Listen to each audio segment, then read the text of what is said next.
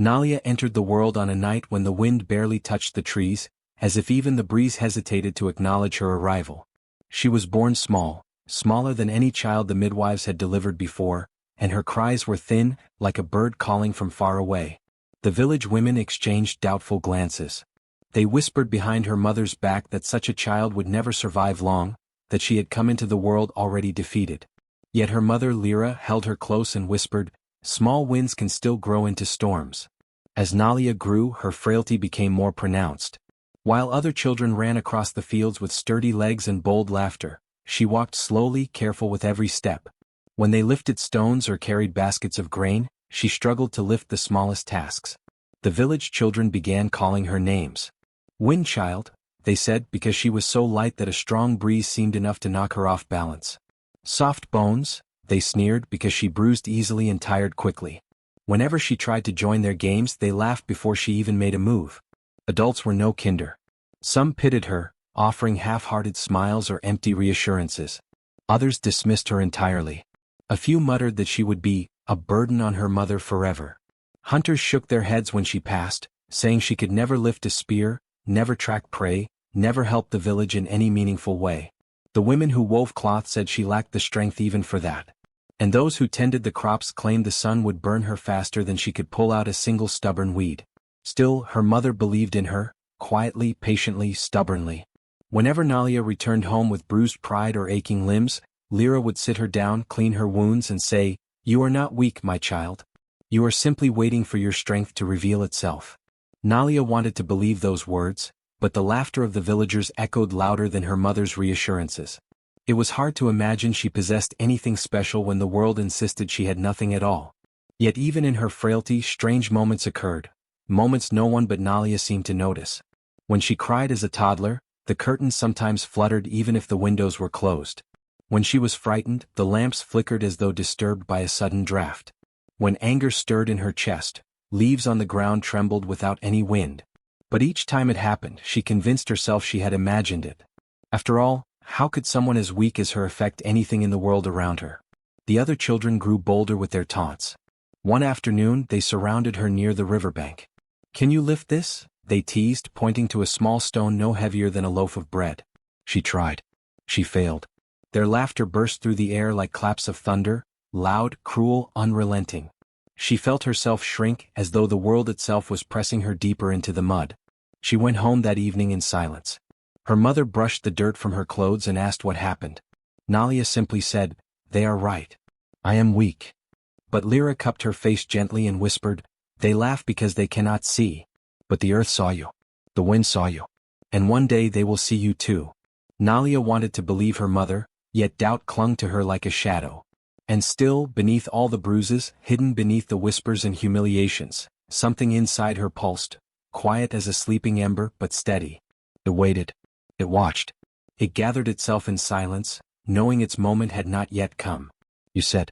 The first time the villagers truly noticed something unusual around Nalia, it was during a late afternoon when the sky was clear and calm. She had returned from another day of mocking and humiliation. A group of boys had pushed her into the dust, chanting "Wind Child," as if it were a curse. When she rose to her feet, bruised and trembling, something inside her surged, something she could not name. The wind, which had been asleep moments earlier, woke abruptly. A sudden gust swept through the road, stirring dust and rattling the nearby huts. The boys scattered in fright, shouting that a storm was coming. But just as quickly as it had appeared, the wind stilled, leaving only Nalia standing there, wide-eyed and confused. At first she thought it was coincidence. But strange things began to happen more often. When she sat alone by the river with tears slipping down her cheeks, the surface of the water rippled though no breeze touched it. Leaves lifted subtly around her, curling in the air like they were trying to console her. When frustration built in her chest, after failing again to carry firewood or lift a clay pot, clouds gathered in the sky, thick and heavy, and distant thunder mumbled like an old voice trying to wake. The villagers noticed these odd occurrences. Though no one said anything directly to Nalia, whispers slid from door to door, moving faster than any storm. Some said the air grew colder when she cried. Others insisted they saw tree branches tilt toward her, as if pulled by an unseen force. But the strangest whisper of all came from the elders, those who remembered stories long forgotten. They spoke of the old sky spirits. Spirits that once roamed the mountains, calling winds by name, turning storms into messengers, and guiding travelers with the flicker of lightning. It was said these spirits touched certain bloodlines, leaving behind rare children who carried a piece of the sky in their veins. But the legends insisted such children were powerful, blessed, chosen. Nothing like the frail girl who stumbled through the village struggling to lift a basket of grain. That girl can barely breathe after climbing a single hill, one elder scoffed. How could she carry the breath of a storm? She is too weak, another muttered. The sky spirits choose strength, not bones that threaten to break. Weakness, it seemed, shielded Nalia from belief. If she had been bold or strong or fierce, perhaps they might have looked closer. But because she appeared fragile, because she did not match the image of a sky-touched child, they dismissed the signs forming around her. Only her mother noticed with a more careful eye. Lyra watched as the wind always seemed to circle Nalia gently, like a guardian. She watched as clouds gathered when her daughter was frightened, and as storms softened when Nalia calmed her breath. She remembered stories her own grandmother had murmured by firelight, stories of a woman who could summon rain with a sigh, and a boy whose anger once split a tree in half. These were stories she had never repeated, afraid of waking old things better left in dreams. And yet she recognized the pattern. She saw the truth that others refused to see. But she kept silent, waiting, watching, fearing too much attention would frighten Nalia before the girl understood herself. Still the village grew uneasy. During one market day Nalia stumbled when someone shoved her aside. Her fear spiked, and with it, a wind so sudden and sharp that the woven basket stacked nearby toppled over. People gasped and stepped back, clutching their shawls. A few made the sign of protection against evil. One elder muttered that the sky spirits were restless. But the moment passed. The wind died.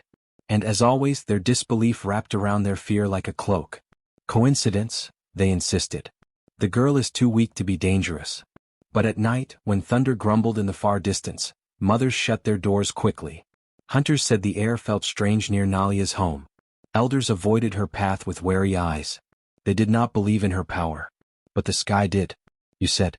The festival of strength arrived with the usual noise and pride, a day the villagers considered sacred. Every year, drums echoed through the valley as people gathered in the central clearing to celebrate physical power, lifting stones, racing across the fields, climbing the tallest poles coated with oil, wrestling in circles drawn with ash. It was a day meant to prove endurance, grit, and force. And every year, Nalia watched from the sidelines, quietly helping her mother serve food, hoping no one noticed her. But this year someone did. A group of village youths, boys who had mocked her since childhood, decided the festival would be more entertaining if Nalia was dragged into the competitions. They declared that everyone should participate, even the wind child, so the breeze can finally do something useful. Laughter rippled like fire across dry grass. No one stepped in to protect her. Even some elders smirked, amused by the thought of watching her struggle. Her mother tried to intervene, but the youths had already pulled Nalia forward, shoving her into the circle where the first challenge awaited. She stood trembling, her thin wrists shaking, her breath unsteady beneath the weight of so many eyes. She hated attention, especially attention that came with cruelty. The first task was to lift a large river stone. Thick, heavy, smooth, and glistening in the sun, it was a symbol of brute force. The boys lifted it with ease, showing off as they passed it around, each pretending it weighed nothing. When they placed it before Nalia, the crowd leaned forward eagerly. "Lift it," one boy taunted. "Or maybe ask the wind to help you." The laughter roared. Nalia crouched, gripping the stone with trembling fingers. It felt like holding a mountain. She pulled with all the strength her body could give, but her arms shook violently and the stone didn't move even an inch. The crowd erupted, some laughing so hard they held their stomachs. "She can't even lift a pebble. She'll break herself before she breaks that stone." Her cheeks burned. Her throat tightened. But the humiliation had only begun. Next came the running race, a sprint across the open field. The boys lined up beside her, pretending to stumble dramatically as if her weakness were infectious. A few girls joined, whispering behind their hands, smirking. When the whistle blew, they shot forward like arrows. Nalia ran too, but her legs were light, aching, barely carrying her half the distance before she fell to her knees. The dust puffed around her as she gasped for breath. The runners finished long before she managed to stand again. Children clapped mockingly, bowing as if to honor her pathetic attempt. Maybe the wind will carry her next time. If it doesn't blow her away first. The third challenge was the pole climb. A tall wooden post smeared in slippery oil, designed to test physical agility and strength. Nalia stared up at it, knowing there was no chance she could reach even a quarter of its height. Her hands shook as she placed them on the pole, trying to pull herself up. Her feet slipped instantly, her palms sliding downward until she fell backward onto the ground. The audience burst out laughing again, louder than before, some doubling over in delight. With each failure, the mockery grew sharper, crueler. It pierced her chest like thorns. She tried so hard not to cry, crying would only give them more to laugh at. But the pressure built, the humiliation piled on her heart until she could barely breathe. The final blow came when one of the boys approached her with a fake trophy made from dry leaves and mud. He shoved it into her hands.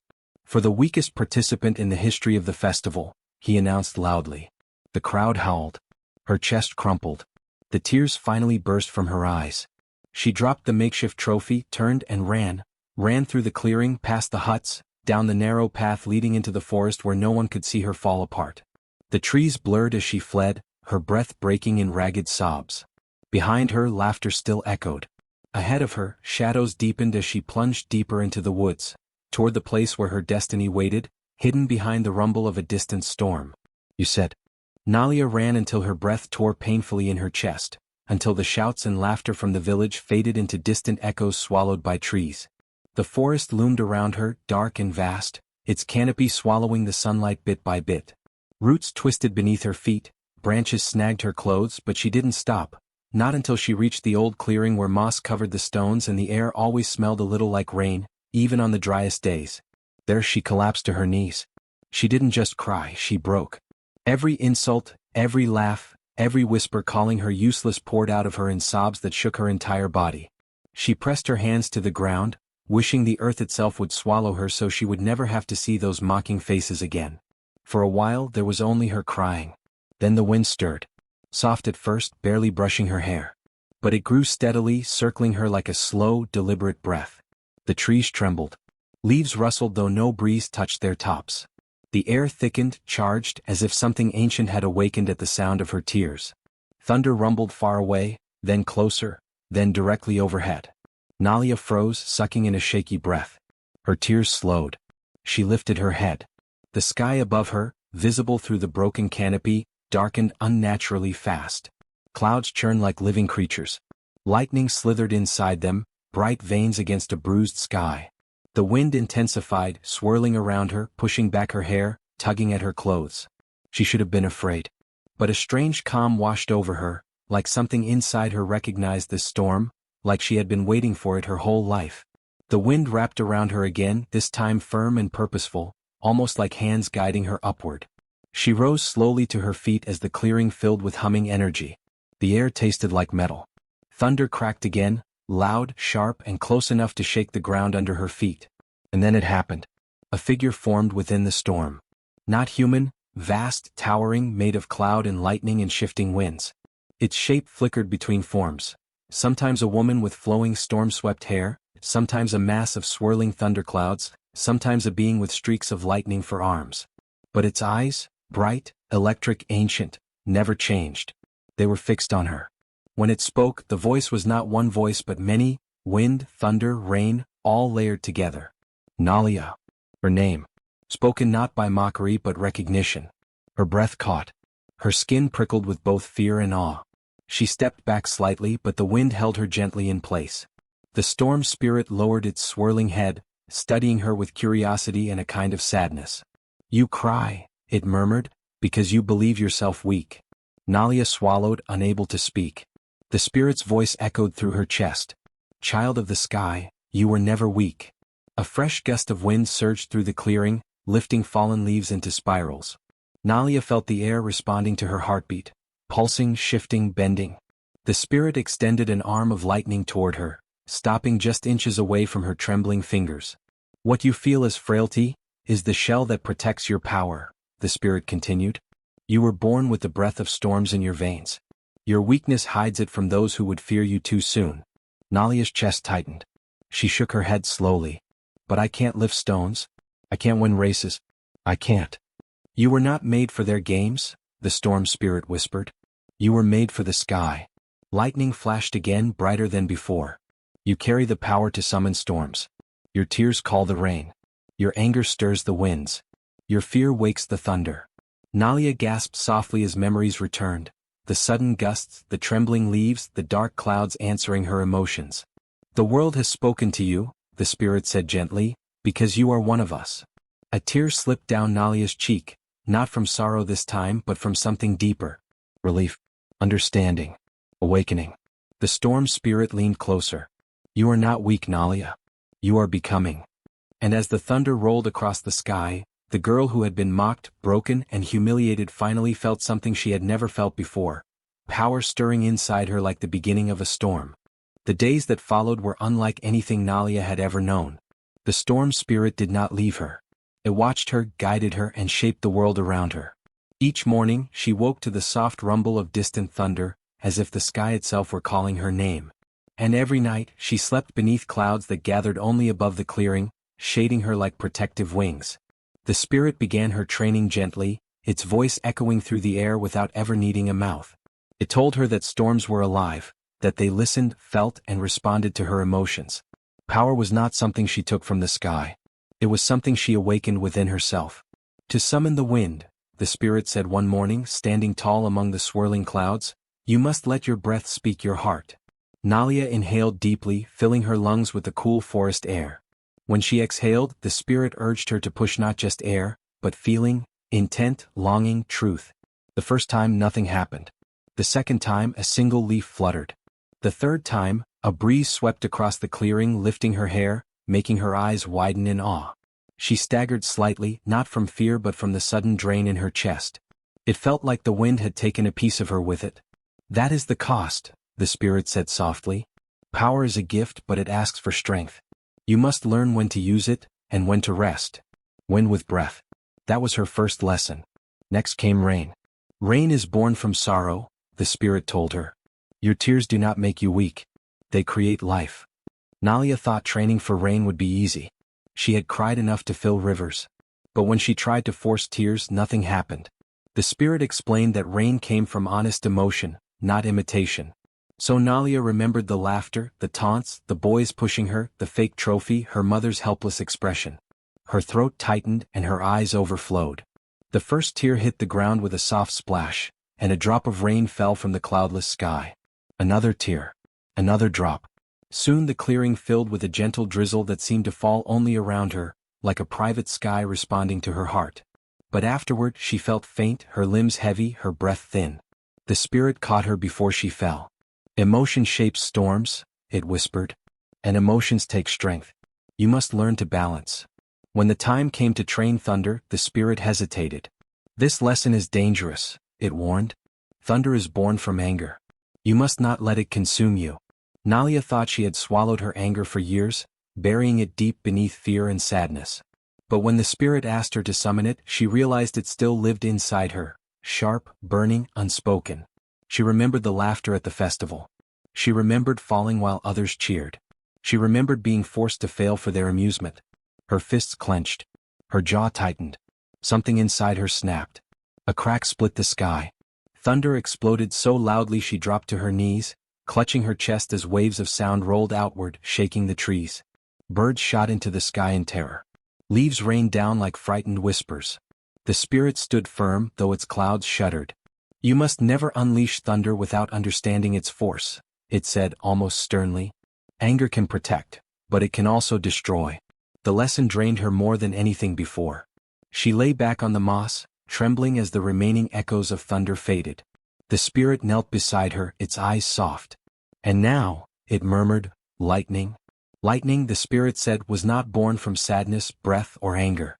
Lightning came from will, pure, sharp, unwavering. It required clarity, purpose, and strength of heart. To summon lightning, Nalia had to choose. She had to want it, not from emotion but decision. She stood in the center of the clearing, exhausted yet determined. She held out her hand, fingers trembling. She imagined light gathering inside her, imagined a path for it to travel, imagined the air listening to her. Her will reached upward. A thin, white crack of lightning shot down, striking the ground just inches from her feet. She gasped, stumbling back, her heart hammering, her body nearly collapsing from the drain. The spirit caught her gently. You are awakening, it whispered. But greatness is heavy. You must grow strong enough to carry it. Nalia panted, sweat beading on her brow, limbs shaking, chest aching. She had never felt so weak, and yet she had never felt so powerful. Her body trembled. Her spirit ignited. This was only the beginning. The wind carried warnings long before any human ears could hear them. It rushed across the plains in uneasy gusts, bending tall grasses and rattling the wooden charms that hung from doorposts. But the villagers of Luwala, too busy with their pride, their daily boasting, their endless competitions, noticed nothing. Only the elders sensed that something was shifting. They murmured among themselves, glancing often at the horizon where the sky darkened too early, forming a curtain of gray long before dusk. Yet even they could not guess the truth. A rival clan hardened by years of drought and fueled by jealousy, was preparing to strike. The clan known as the Kuro had watched Luwala grow. They had seen their rivals prosper, celebrate and mock the weak, including Nalia. To the Kuro, Luwala's arrogance made them ripe for defeat. They gathered silently on the rocky paths above the valley, sharpening spears, stringing bows, painting their faces with clay the color of blood. The attack was planned for dawn, when even the strongest warriors slept deeply. But nature itself protested. Hours before the first step of the invaders touched the forest, storm clouds gathered in strange, spiraling shapes over Luwala. They churned like restless spirits, heavy and bruised with rain. The farmers were the first to look up uneasily as the air grew thick, still, almost suffocating. Not a bird sang. Not a leaf moved. The world seemed to be holding its breath. In the center of the village, the chief grew irritated by the sudden gloom. "Bah, it is only rain," he grumbled. "We have seen storms before. But this storm was different." The clouds didn't roll in from the east or west. They built themselves directly above the village, gathering like a watchful guardian, or perhaps a silent warning. Flickers of lightning danced inside the mass of darkness, quiet yet angry. A child tugged at his mother's wrapper. "Mama, the sky is growling." She shushed him, but even she felt the hair rise along her arms. News traveled quickly. Hunters returning from the forest reported hearing the sound of many feet, whispered commands in unfamiliar voices, and the tension of drawn bowstrings. They spoke of shadows moving where no shadows should be. Still, the village refused to panic. The strongest warriors were confident, too confident. "Let them come," one boasted, raising his spear. "We will crush them like insects." But the wind disagreed.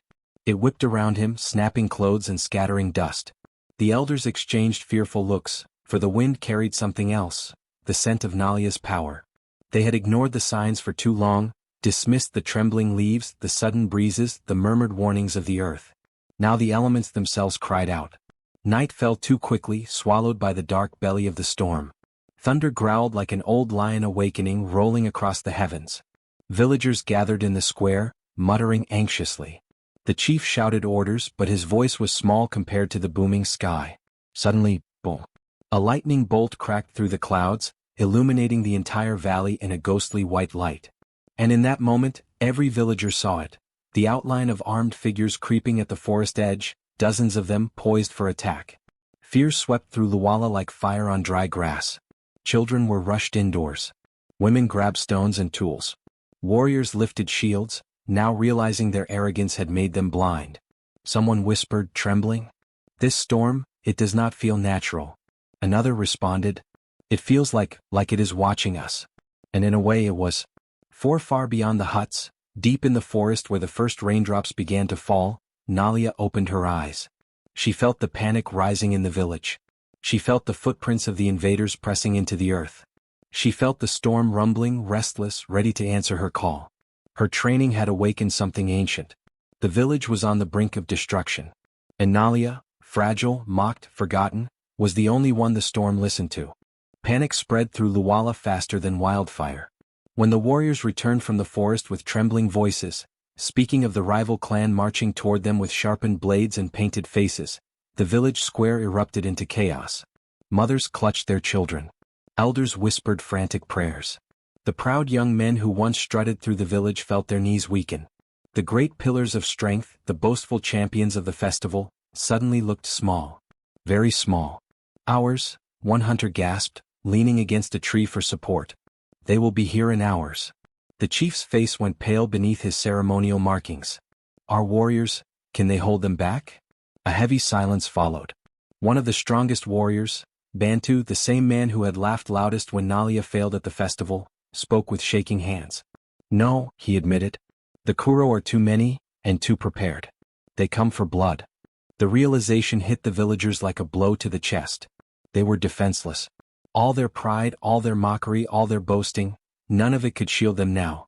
The storm above rumbled louder as if mocking them too. Thunder cracked, and a sudden gust nearly tore the chief's headdress from his head.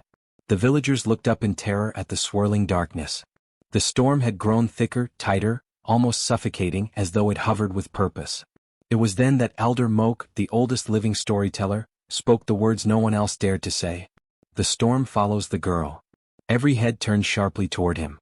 Nalia? Someone whispered, disbelief clinging to the name. Another murmured. But, she is weak.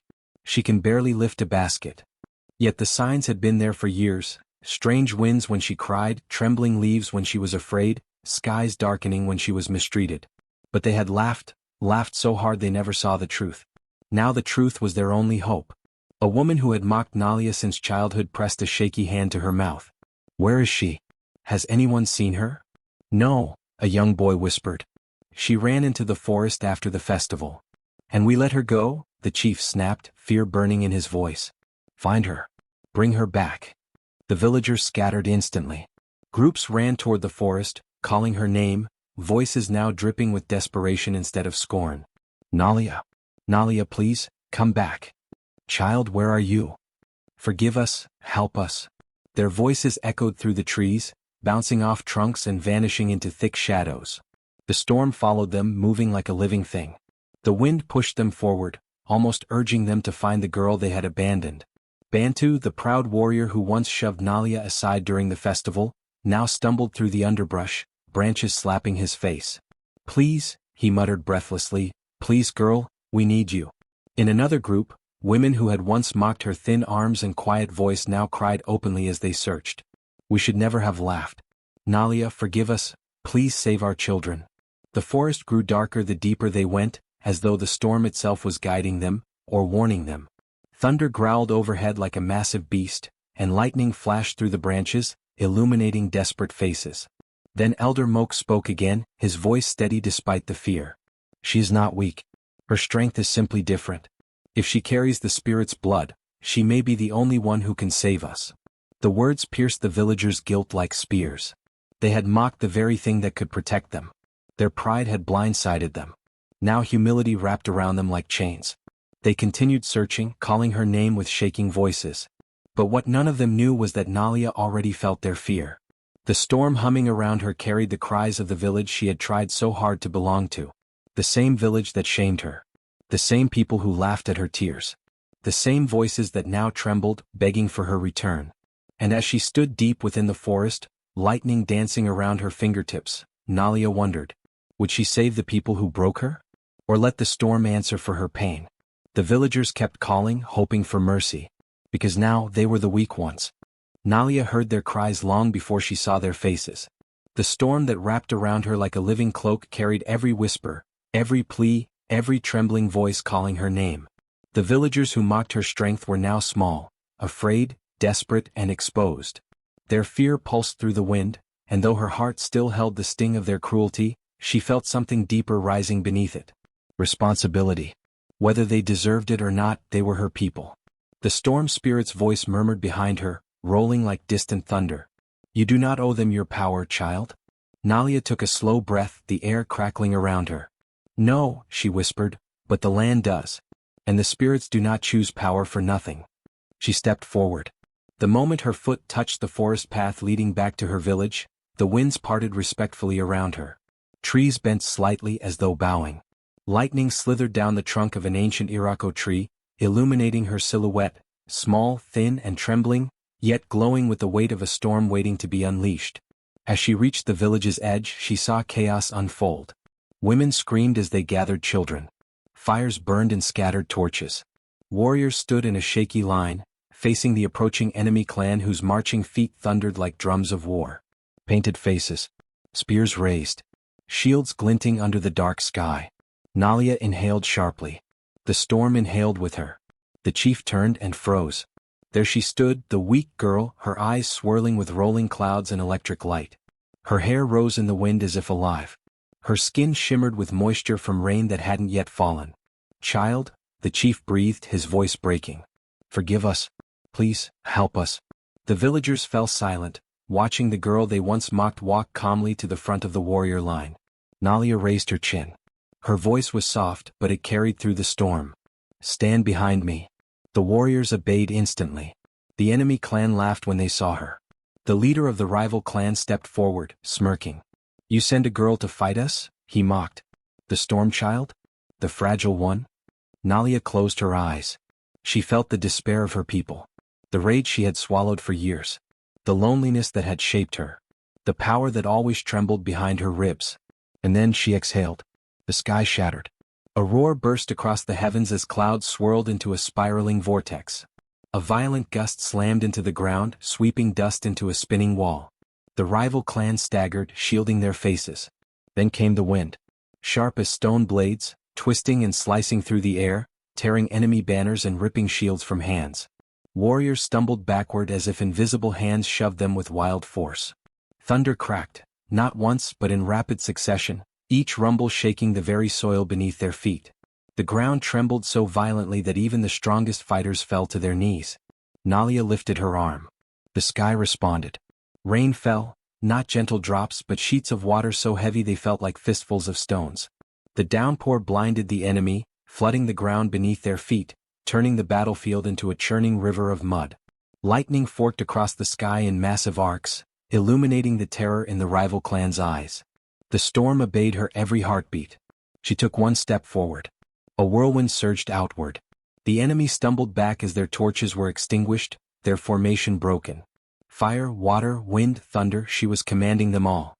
Her voice called through the storm. "Go. Leave this land." A bolt of lightning crashed mere inches from their leader, splitting the ground and sending him sprawling backwards. His bravado broke. Fear seized the clan. Retreat was no longer a choice, it was the only way to stay alive. The enemy turned and fled, stumbling, slipping, crawling through mud and wind as the storm chased them until they vanished into the forest. Only then did the storm slowly calm, returning to a hovering mist around Nalia's feet. Thunder softened. Rain turned gentle. The sky loosened its grip. The villagers stared at her, mouths open, breaths held. They had seen a girl become a storm. They had seen weakness become wrath. They had seen Nalia's truth, undeniable, terrifying, breathtaking. And as she lowered her trembling hand, exhausted but standing tall, the village understood. The storm had not saved them. She had. The girl they mocked. The girl they dismissed. The girl who now stood as the strongest force their land had ever known. Nalia turned to them, rain glistening on her skin like diamonds. And for the first time in her life, they bowed to her. The storm ended the same way it had begun, with Nalia's heartbeat. As the rival clan vanished into the forest, was quiet the that sky morning, slowly but it was a quiet born of awe. Lightning faded into pale streaks. Sunlight broke thunder rolled away like distant drums, glinting on and puddles the furious wind by the softened into a trembling breeze. The wind stirred gently, did not stand tall to watch the enemy no longer trembled with panic, her knees but whispered the moment the last bolt of lightning left her fingertips. And at the heart of the village, the girl who had once been mocked stood in the clearing, small, the storm inside her cracked apart, unshakably strong. All its strength into the earth. No one laughed. The sky, not the children who had teased her. Her body, the young men who had lifted their spears no longer contained the force she had unleashed. Not even the elders whose whispers had once questioned her worth. As she fell backward. They had witnessed hitting the mud with a soft thud, the storm that bent the earth, shook after the roar of the storm, forced fear into the hearts of a ruthless enemy. Warriors rushed forward, and now they could not unsee it. The chief stumbled toward her. The chief, pushing through the crowd with panic trembling in his hands, stepped forward. Is she bowed low, not merely in courtesy, but in reverence. Moving. Her hair, he said, with rain and glowing with humility, with leftover the village owes you its life. Spread around her like a dark halo. You strength. Her skin was pale. We must honor her chest barely rose. The villagers murmured among themselves. Those hands that had commanded the forces of forgiveness in the only way they knew how. Cold. Children one of the warriors pressed his ear carefully around her. His voice small gifts of fruits and flowers, so faint, tokens of respect they had never before considered necessary. Some villagers fell to their knees. The elders, once proud and dismissive, the same people who mocked her strength now trembled with fear that they might have lost her forever. No one could forget. An old woman murmured, her mother, no child wields the storm without paying its cost. She had always known. Power takes what it gives. Even when others laughed, even when they whispered cruel nicknames like into her mother's house, laying her gently on woven mats. She had sensed the quiet strength within Nalia. Her mother sat beside her, now that strength was undeniable, tight enough to anchor like the lightning she had summoned. The chief stood outside, head not only the weather but the hearts of the bones. The chief made a proclamation, he whispered, his voice carrying across the village like a drum before she ever had a chance. From this day forward, Nalia shall be called the storm bearer. And shadows danced across the walls as villagers crowded near the doorway by the weight of muscles or the sound of one's voice. Apologies to the girl they once mocked. Sometimes the quietest, Nalia's breathing remains shallow, carries the mighty like a string stretched too thin. Whispers of approval traveled through the villagers, storm spirit and a few brave ones even knelt, light near the heads bowed to the girl. Only her mother knew a legend. Its voice was like wind rushing through leaves, telling them to watch closely. She sleeps to listen carefully those who have poured their soul into the sky. Courage and restraint, it will be because she chooses to appear fragile. And then Nalia felt a strange calm wash over her. Her mother sang that had once roared within her, an old lullaby passed down from women who knew the weight of strength, leaving only a frail bodies. A heartbeat that the entire village waited in silence. She had felt an unfamiliar kind of silence, heavy with remorse and fear. And now, in the silence that followed, she understood something profound. Power was not something to wield recklessly. Just before dawn, something to honor, something to carry with care. Her fingers the villagers slowly began their day, tending to their homes, their animals, and their fields. My child. Tales of the storm spread quickly. Almost invisible breaths spoke of her bravery, embellishing details that grew taller with each retelling in a soft breeze, never exaggerating her courage or her sacrifice. Even waking hurt. The elders told of the lightning that bent the earth and the thunder that shook the hills, vigil outside, warning all her mother's cry of relief. The sky itself had chosen its guardian. They pushed their way to the doorway just in time to see Nalia struggle to sit up. They remembered the girl they had once mocked, so weak she could barely lift her head. Frailty, all the quiet eyes that had seemed so easily before now slept deep inside. And most importantly, they remembered the lesson she had taught again. That strength does not always roar, a warrior courage is not always loud. Forgive us, even the weakest child may carry the mightiest sky within them. The chief stepped inside, tears in his eyes. A moment longer. You saved the people who laughed at you. You protected those who never protected you. Beneath her feet, if you had died today, we could never have carried that shame. She looked toward the horizon, Nalia swallowing that storms would come again. Her voice was no more than a whisper, and the village in ways yet unknown. I didn't do it for forgiveness, but she was no longer afraid. The sky chose me, the storm bearer had awakened. This village is my home. The village would never forget. Her mother embraced her gently, and the sky had chosen well. Of her fragile frame. Outside, the villagers bowed as one. Strong warriors, loud women, proud elders, every single one humbled by the girl they once mocked. They bowed not out of fear but out of deep, aching respect. Nalia lay back on her mat, exhausted. But despite her weakness, a soft smile touched her face. The storm inside her was quiet now, resting. It had taken everything she had. But it had given her something back too. A place in the village's heart. A truth no one would ever deny again. And a power that, though it nearly killed her, had awakened her destiny.